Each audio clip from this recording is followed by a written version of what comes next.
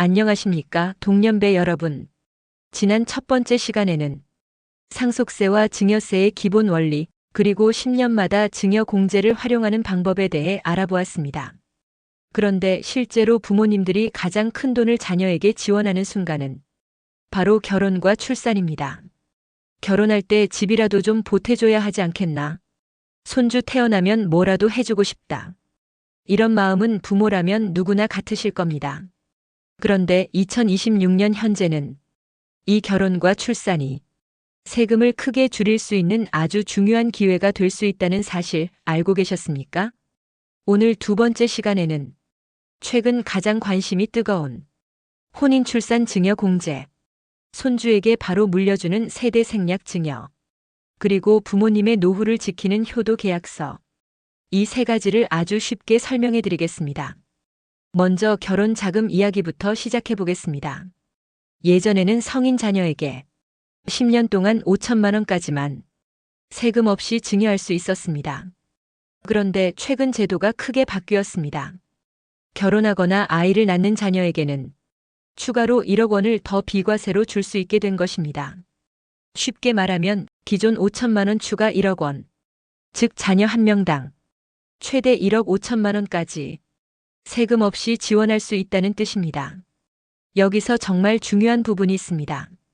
만약 신랑 측 부모님과 신부 측 부모님이 각각 이 혜택을 활용한다면 신혼부부는 최대 3억 원 가까운 자금을 세금 없이 지원받을 수도 있습니다. 요즘 집값 생각하면 정말 엄청난 혜택입니다.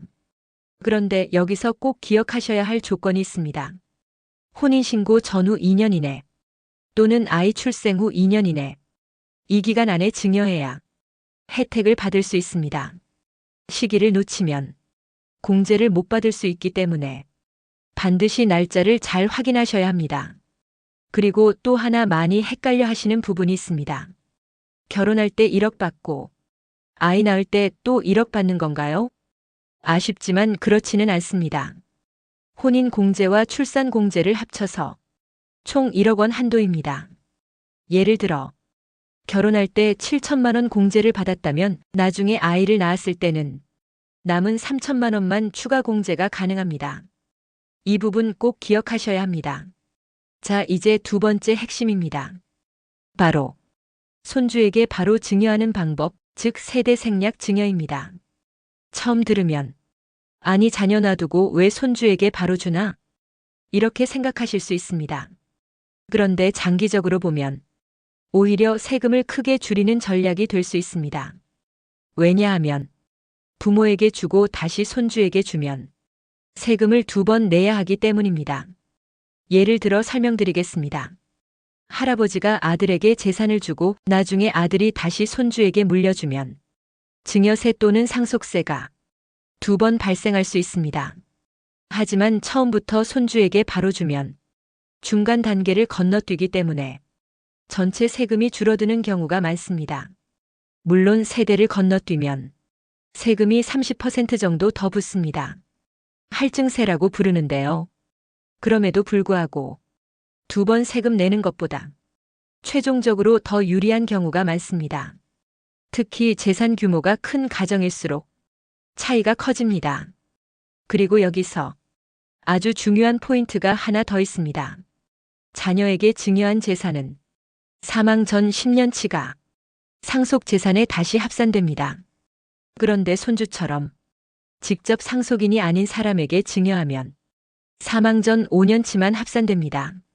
즉 건강이 걱정되는 상황이라면 손주 증여가 오히려 유리할 수도 있다는 뜻입니다.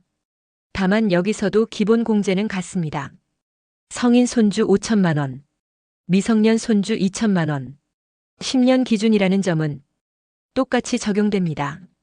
이제 마지막으로 정말 중요한 내용을 말씀드리겠습니다. 바로 효도 계약서입니다. 최근 뉴스 보면 부모님이 집과 재산을 다 넘겼는데 나중에 자녀가 연락을 끊거나 부양을 외면하는 안타까운 사례들이 있습니다. 그래서 요즘은 재산을 증여하면서 조건을 계약서로 남기는 분들이 늘고 있습니다. 이걸 조건부 증여 계약 또는 효도 계약서라고 부릅니다. 중요한 것은 막연하게 쓰면 안 된다는 점입니다. 예를 들어 부모에게 잘한다, 효도한다 이렇게 쓰면 법적으로 인정받기 어렵습니다. 대신 매달 생활비 50만 원 지급, 병원비 부담, 정기 방문 횟수 이런 식으로 구체적으로 적어야 합니다.